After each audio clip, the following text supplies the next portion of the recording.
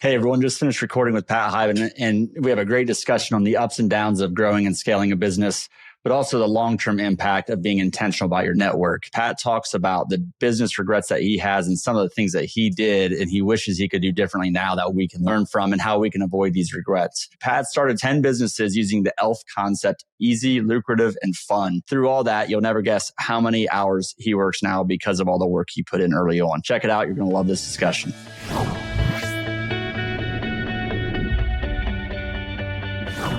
Hello and welcome to the Purpose Matrix. Very excited for today's guest, Mr. Pat Hiban. Pat, how are you doing today? Good. What's going on, Phil? Good to be here. Life is good, Pat. Great to have you on. I appreciate you taking the time. You're in high demand, so I very much appreciate it. For our listeners, we're in for a treat today. So first, longtime entrepreneur, investor, and educator. He's poured a lot into people, which has led to a lot of his success.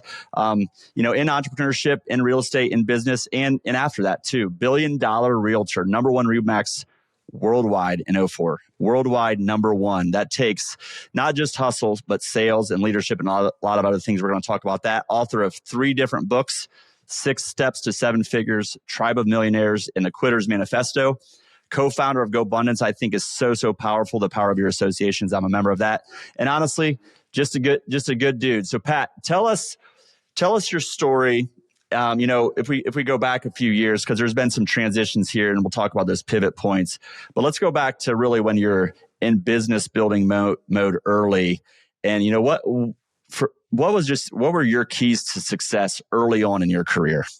Well, if we're talking about business building, the life of a real estate agent, I guess even as a single agent, you're kind of like a business in and of itself, right? You're like a one-man business. And I was for many years, probably, 10, 15 years, I was a one-man business. And then just like most realtors now, I created a team back when there wasn't anybody doing that. I want to jump in and ask you a question about the team building. During that time, you look back and you have a lot of joy from thinking about that. Were you always enjoying the element of team building? You're such a social being. Obviously, there was stress around it, but what was your mindset if you go back to that time and the enjoyment you had from it while it was happening versus your reflection of that team building phase? Here's the thing, right? When things work in your favor, it's fun. In 2008, the market crashed and it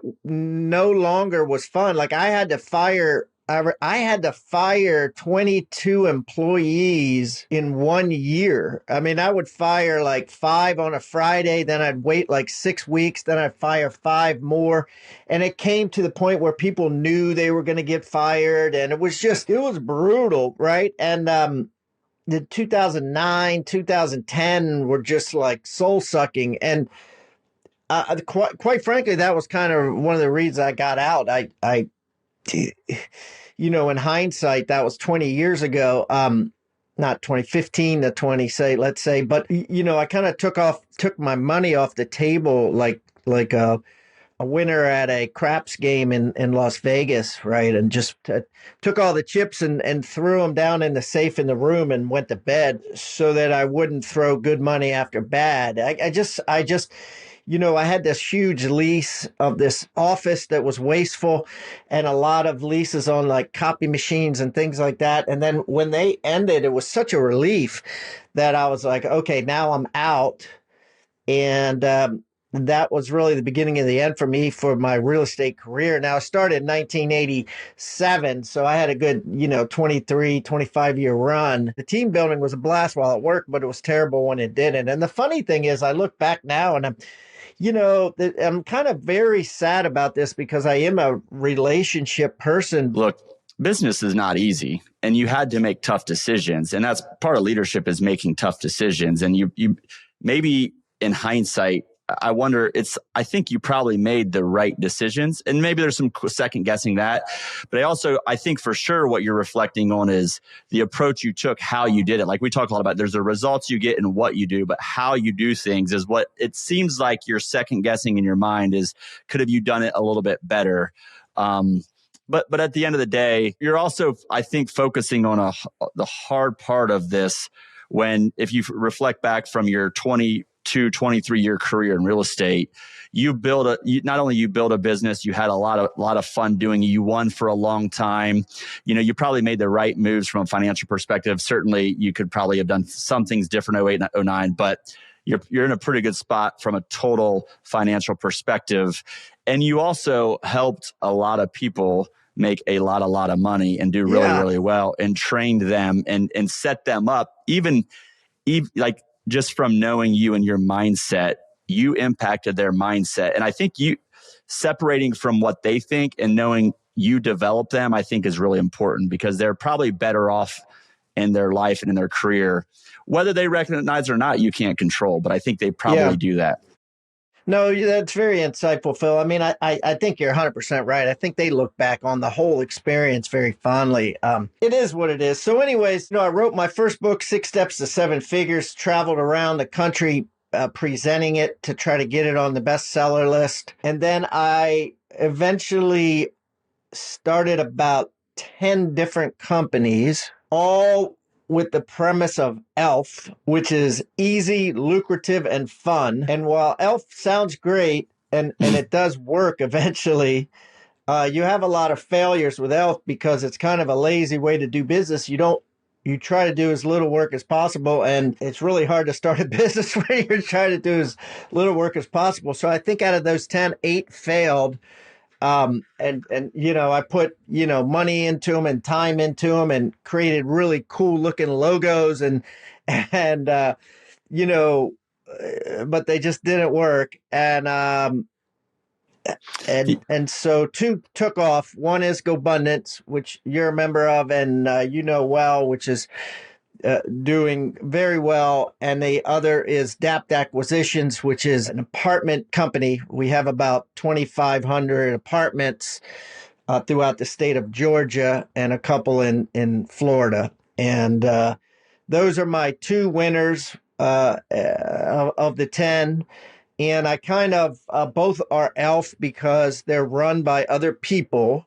And I'm just one of the early founders, which is the way I wanted it. I said to myself, after going through all that with real estate for 25 years, I want to do something where, like, I'm not the guru, where I'm not the one in charge. It's not just me. And I lucked out in both of those companies where it's somebody else who's the key man, and I'm just one of the early guys that believed in them from the beginning. Well, I want to say that I like how you said lucked out. So 2 out of 10 is lucky, I guess. But I think first of all, ELF, easy, lucrative, and fun. And the reality is the process to identify the 2, to build the 2, to figure out the right partners for the 2. If you look at those individually, they met the ELF criteria. But if you look at the whole process of the 10, like, it's just not easy. Like, identifying the right businesses that are easy, lucrative, and fun was, I assume, in the whole, a lot of hard work. Of course, if you had the foresight at the time to just do the 2, that could have met the ELF as a whole.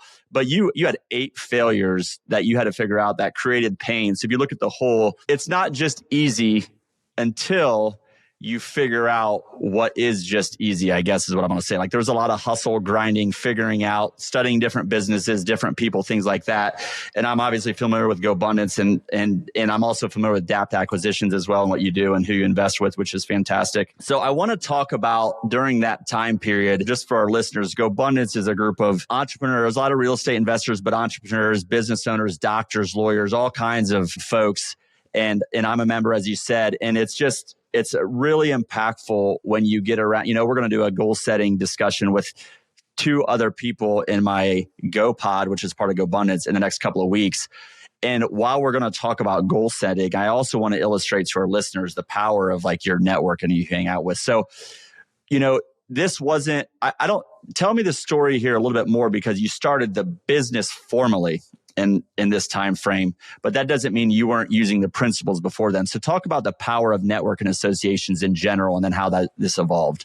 It's interesting, Phil, because, like, we all have friends from high school and we all have friends from college, and say 15 to 23. It's very easy to make friends. We're very accepting of friends. It's almost like breathing, right? Like you can, like these, a kid in grade school could go to school and make a friend in a day that lasts a lifetime, right? And all they had to do is breathe. My point is, once you reach a certain age, I think you're, because of what's going on in life with kids and marriage and certainly grinding. I think grinding has a lot to do with it. You just don't got time. It dissipates, it drops. And it just becomes harder when you try to make a friend at 38. It's just very difficult because of my social nature.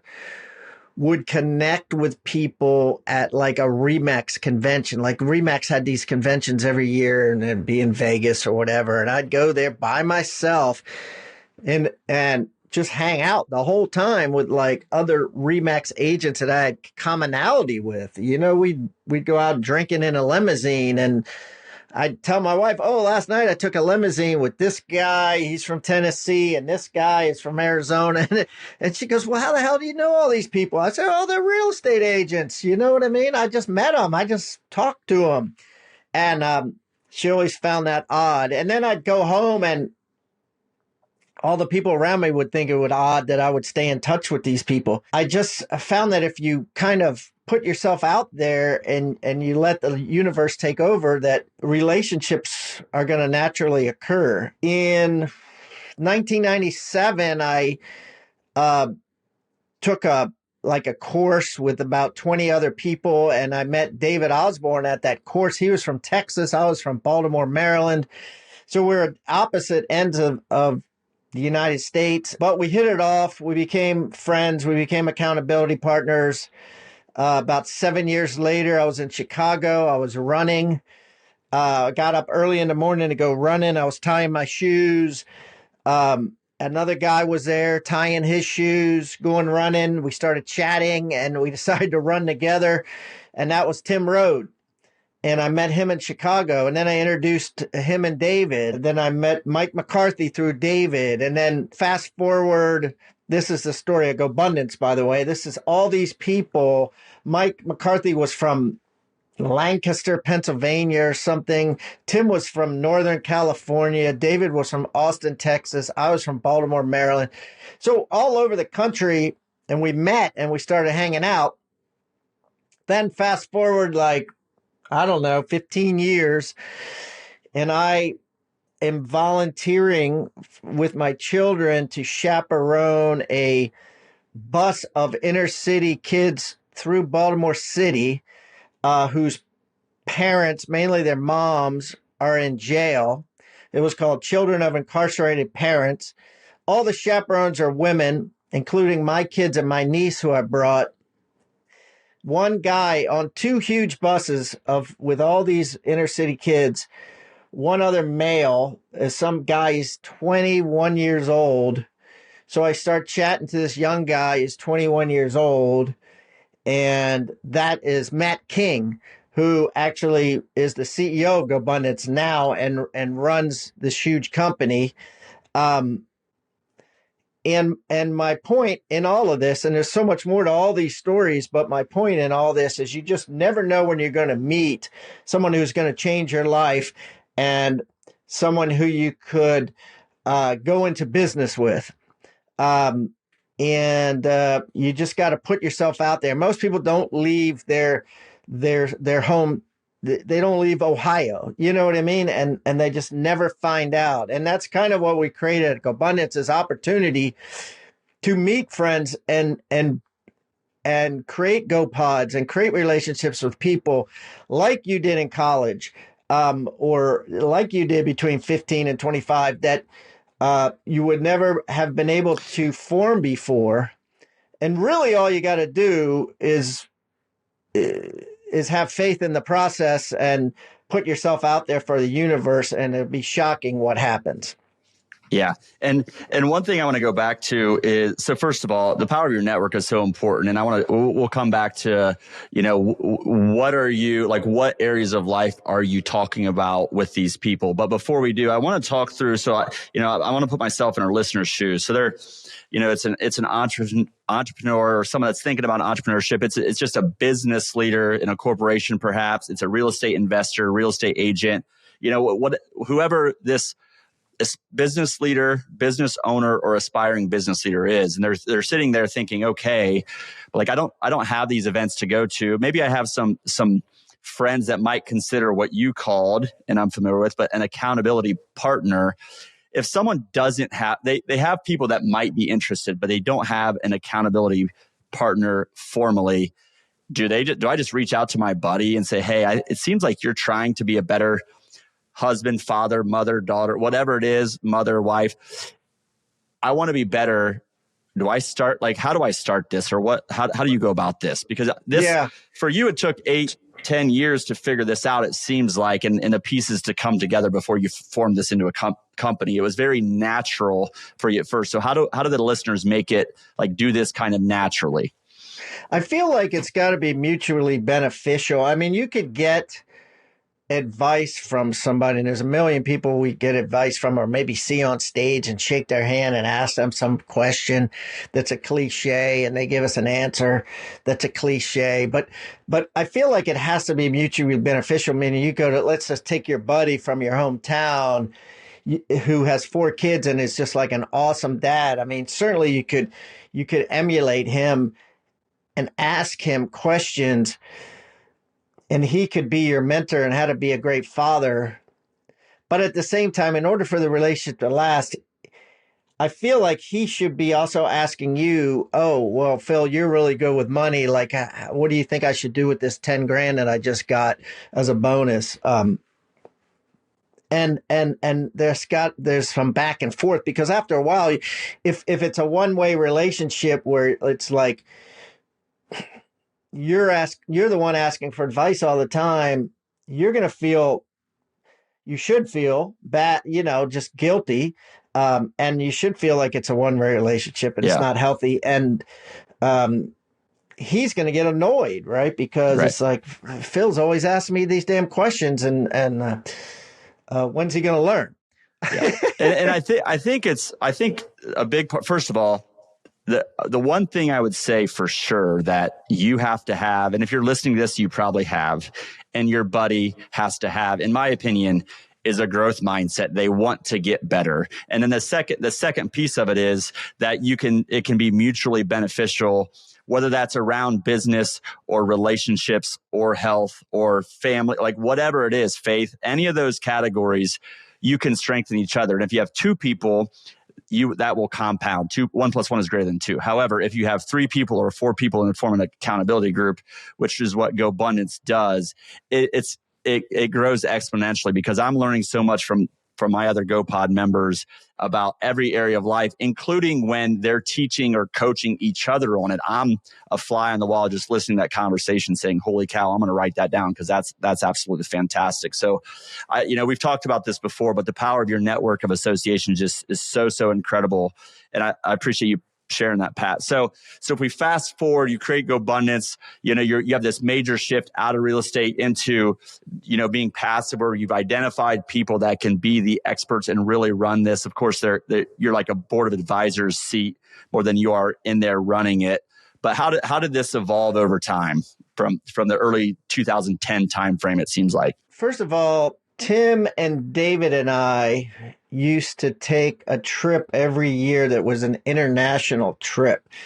We would go to Austria, or we went to Romania and Bulgaria. We just go to these weird places, mainly because David traveled around the world for 2 years as a young kid, and had been everywhere. So wherever he hadn't been, that's where we ended up going. And Tim and I didn't care. And so we did that for 7 or 8 years. And then we also did another thing where we visited each other and went hiking for 5 days. We did the Appalachian Trail. We did Mount Whitney, the John Muir Trail. we did a bunch of stuff like that. And so eventually we got tired of hearing the same stories of each other. And so we started inviting other people. And what made it unique was that we were very diligent about, like, we would each write these questions that were like deep questions that one person would ask and the other three and all three of us would have to answer. And a lot of them had to be like, a lot of them are like, well, what is your credit score? What is your net worth? How much do you weigh? Stuff like that. But in addition to that, it's like, how many houses will, the Board of Realtors report are sold in 2012? And, what will building starts be up or down? Will the price of silver be up or down? That sort of thing. And we would ask those along the Appalachian Trail back and forth for 3 or 4 days. And it was just our thing. That's what we did. And so we started inviting other people one at a time, and some fit, some didn't. And then one time we had something at David's house. I think we had like 16 guys there at his house in Colorado.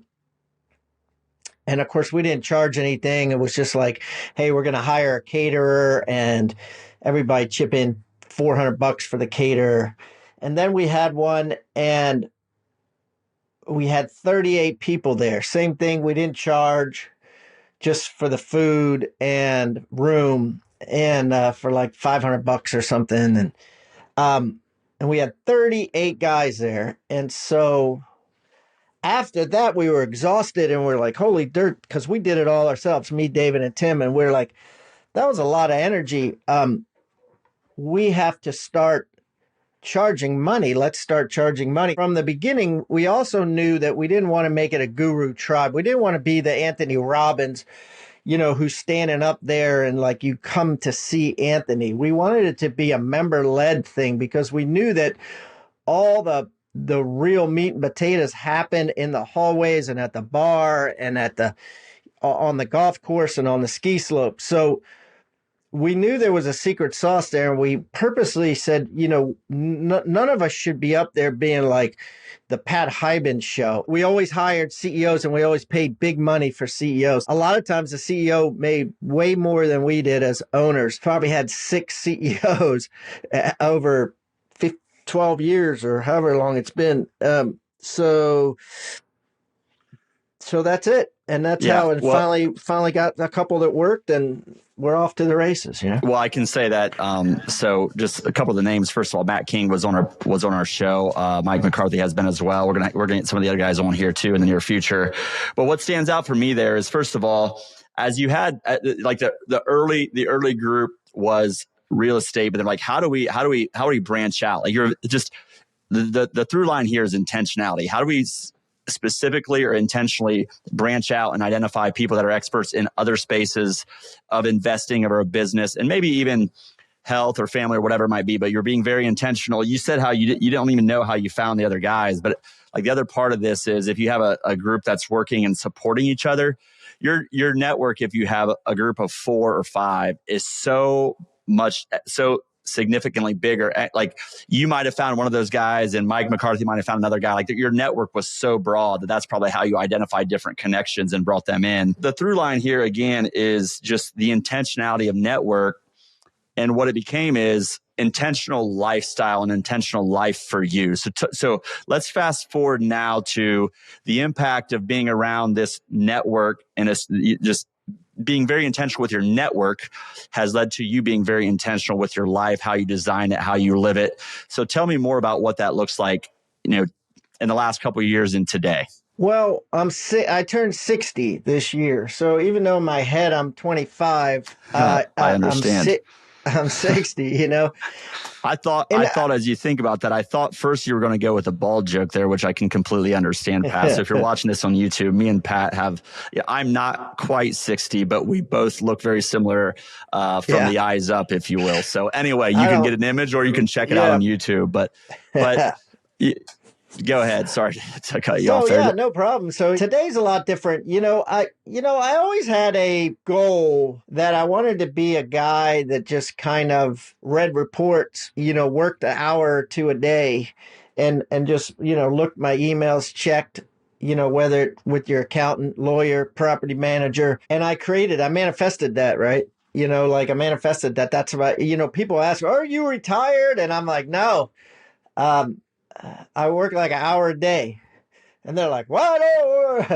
But it's really true. You know what I mean? Like, I'll do this. I think you're my only appointment today. I'm going to decide whether I'm going to go to the gym or go to the yoga class later. So it's like, that's all I need, but I need something. Yeah. So that's my life now. And that's kind of how I wanted it. So from a long-term, wealth creation, high level investing, like portfolio strategy, if you will, like how many different types of assets, companies, like how would you encourage people that are maybe in that phase to be that, they have, a business owner that has, maybe a lot of income, but maybe not a lot of time. And because honestly, like you have a lot of time available to you, but that doesn't mean you're spending a lot of time on this, right? An hour or two a day. So like talk through how you think about, your investing as a whole, your strategy.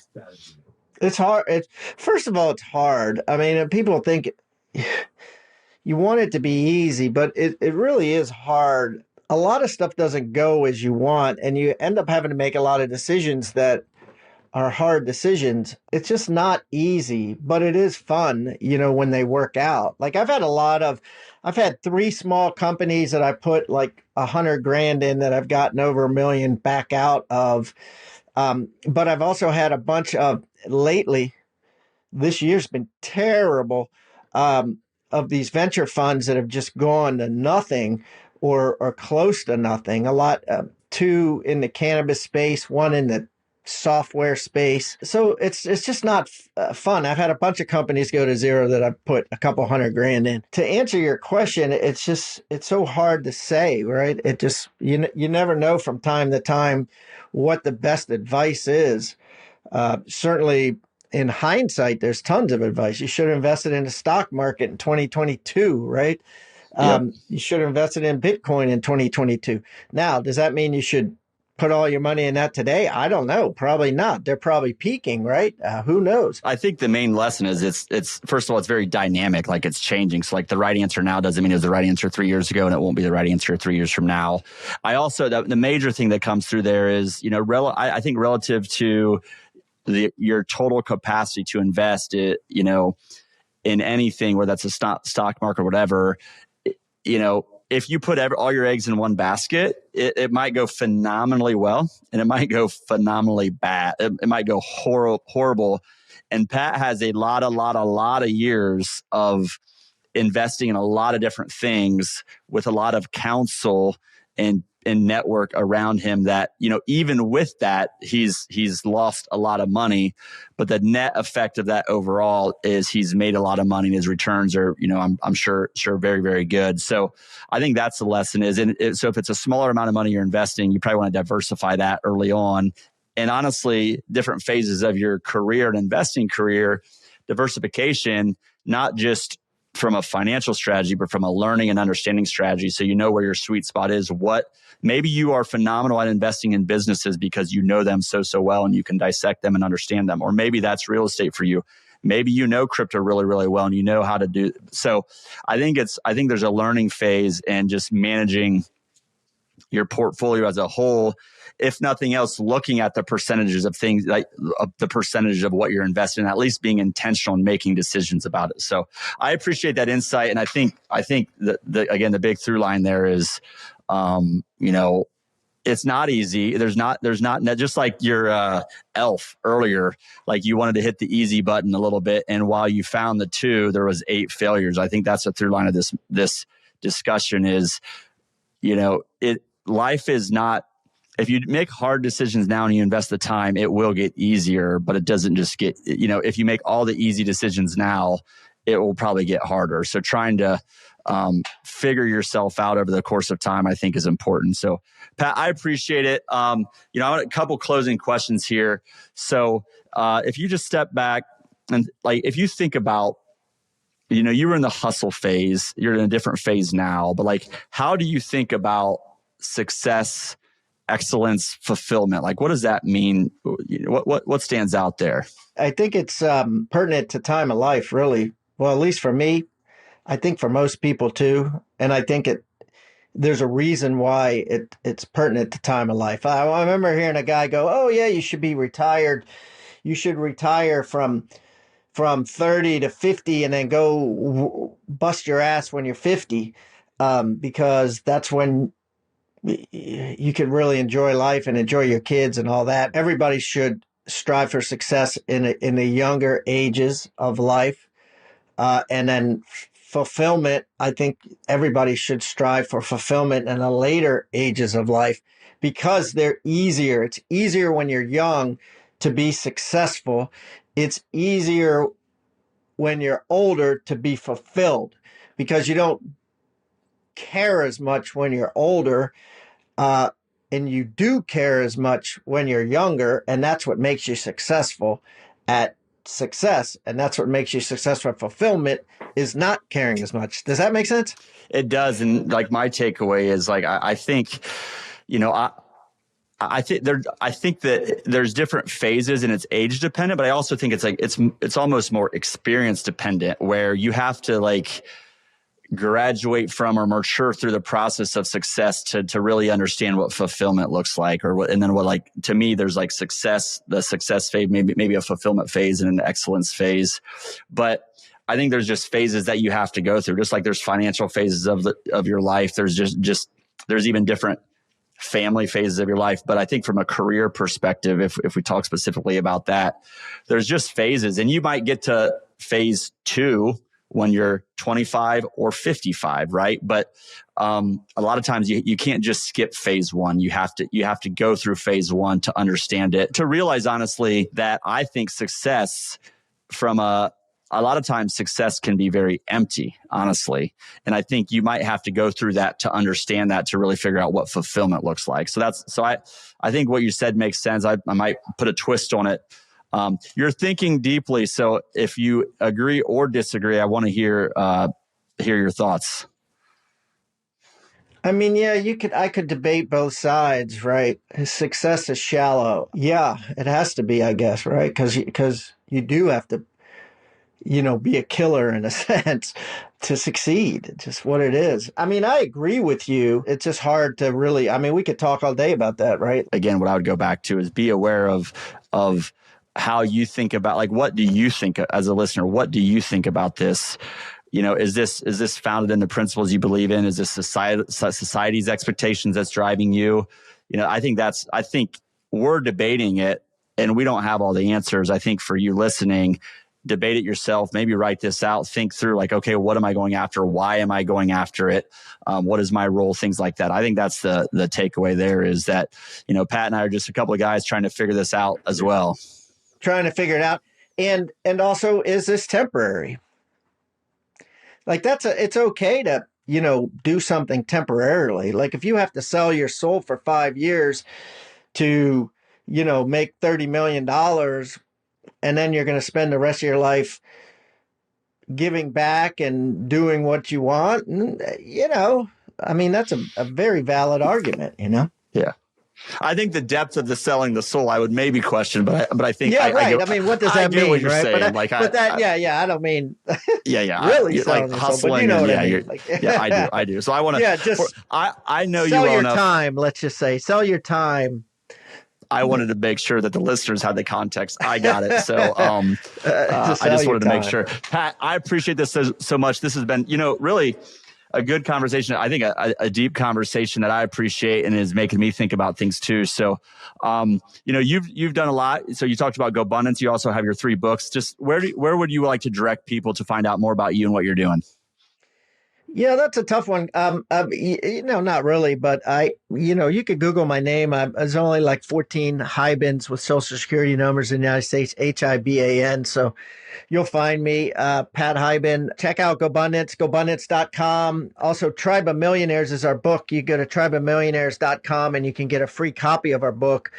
Just pay the postage, but it's $20 on Amazon. But if you go to tribeofmillionaires.com, you get a free copy. Check us out. Let us know what you think. If you're thinking about the importance of your network, what you do, like what the impact of your network can look like, the Tribe of Millionaires is a fantastic read, and it's a really easy read with a story that's like a fable that really shows the impact of your network and being intentional about it. So I encourage you to check that out. Pat, I appreciate it so much. Thanks for coming on the show. For the Purpose Matrix, signing off.